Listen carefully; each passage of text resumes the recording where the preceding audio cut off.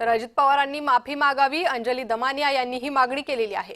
फोनवरून धमकी देणं उपमुख्यमंत्र्यांना शोभतं का?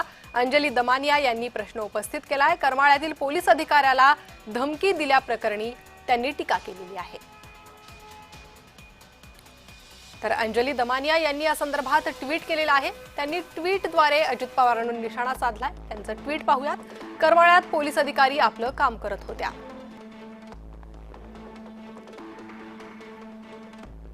इतरांच्या सांगण्यावरून कॉल करून धमकी देणं एका उपमुख्यमंत्र्यांना शोभतं का?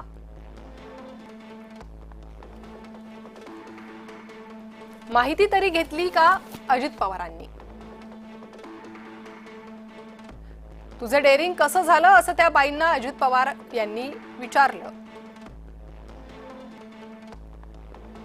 इतकी दादागिरी असा प्रश्न अंजली दमानिया यांनी उपस्थित केलाय।